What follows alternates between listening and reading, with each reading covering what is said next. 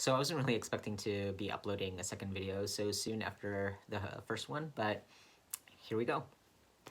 Before I share some of the stuff that's on my mind that I wanted to talk about today, I just wanted to say that I'm totally overwhelmed positively by the unexpected responses that I've gotten, particularly on Facebook once I posted the video.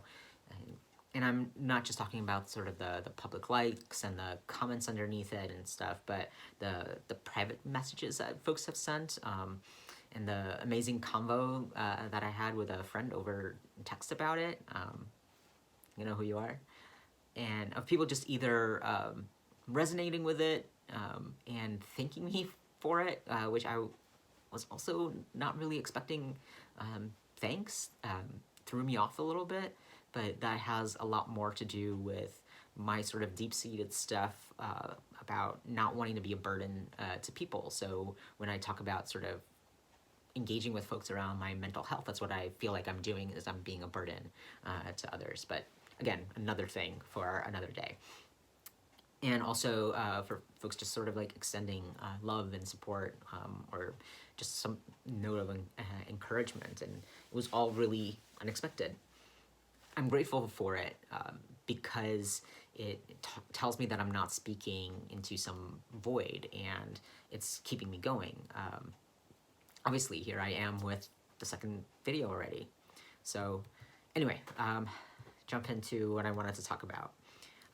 I wanted to specifically talk about the accountability piece, right? So I'm inviting folks to be on this journey with me to hold myself accountable to doing better and taking care of my mental health. And what I mean by accountability, so I take the easy way out. I use my depression as sort of an easy way out when I not doing whatever I'm supposed to be doing, or told myself that I would be doing, had the plan to do, because I haven't really maintained sort of the daily or weekly routines that I know that I ought to, that keeps me going and keeps me sort of managing my life better. For example, at the end of last summer, I started to do this thing, starting the day by doing really mini meditations in the morning, and it really helped me sort of ground the day, start with some breathing, that sort of thing, just really get into my body when I wake up, instead of just robotically getting up and going about my day.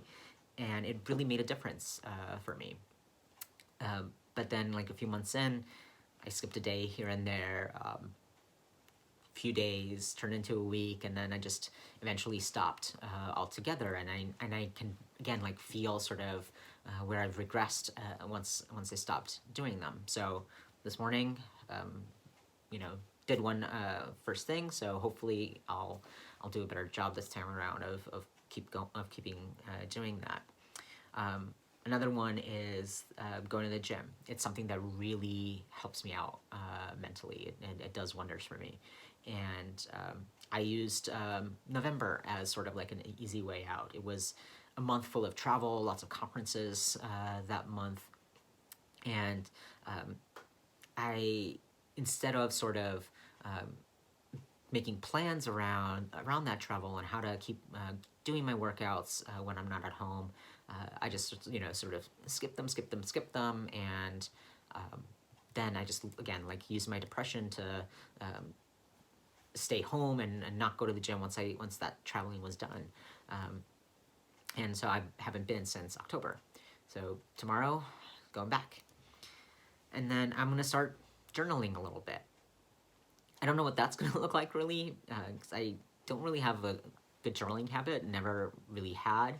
And honestly, the only times I remember doing journaling in the past was after breakups. And when I didn't want to express my feelings or how I was doing to anyone else or to my ex, because I was worried about how those feelings would come across or anything, but I still wanted to deal with them. I journal, I write them down, and then they were done. Or I would journal when I would take really, really deep dives mentally, so I was in a really dark place. And so journaling for me have very negative and dark connotations to them. So it doesn't make sense for me to just do it as a sort of daily practice. So I'm going to start that too. And actually, like, I have this journal. I ripped out all the sort of past pages and got rid of them, because again, like, I don't want to have that really negative relationship with journaling.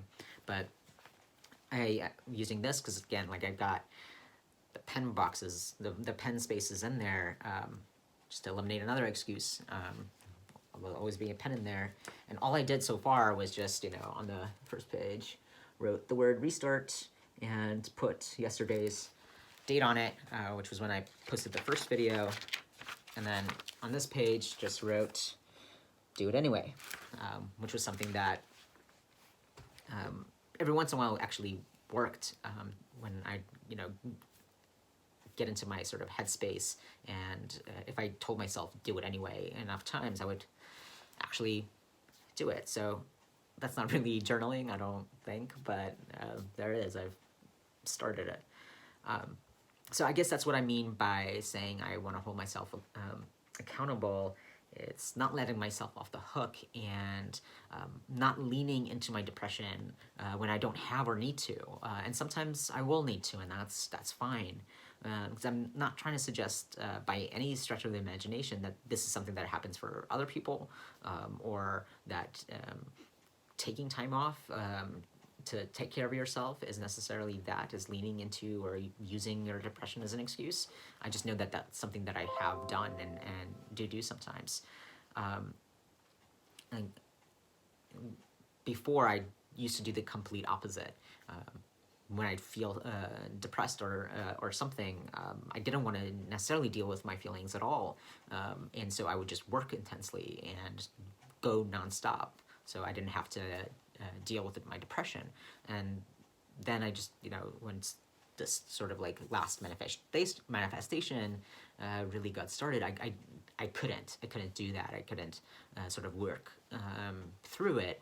And so I actually, it forced me to sort of sit in it and deal with it and hear it, see what it's telling me that I need and want, or what have you. And sometimes that meant not doing anything for a couple of days, and that was fine, that was necessary. But now I've swung to the complete opposite, where I'll just go hours just sitting around doing nothing, and I just shut down much more easily, even though I don't know that I necessarily need to. So again, like, I don't know that all this stuff is gonna work, and I mentioned that in the last video, but something sort of kind of cosmic happened today that told me sort of maybe I'm actually doing the right thing here. So I follow Shani Nicholas on Instagram, and for folks who don't know who Shani Nicholas is, she is a dope counselor astrologer, or counseling astrologer, which I didn't even really know was a thing, but it is, and it's cool. And I'll post a link in the description for folks to check her stuff out. But anyway, I was checking her IG posts, and this afternoon she posted something about sort of taking risks, risking failing, risking flailing publicly, because it's worse to sort of not try, but that there's learning that can happen through that failing and flailing. Shani Nicholas has this sort of like uncanny, I don't know if it's an ability necessarily, but to like inject stuff into my life that I either didn't know that I was looking for, or know perfectly well, but I'm actively ignoring, and this was definitely no different. So I guess that's a little bit of what I'm doing with this sort of journey to myself, accountability thing, is that I'm risking failing and flailing in public, and hoping that some learning and healing can come from it. Anyway, that's what I had to share today, and I didn't really think it was going to be this long of a video, so I'm sorry about that. Sending love and light to folks, and see y'all next time.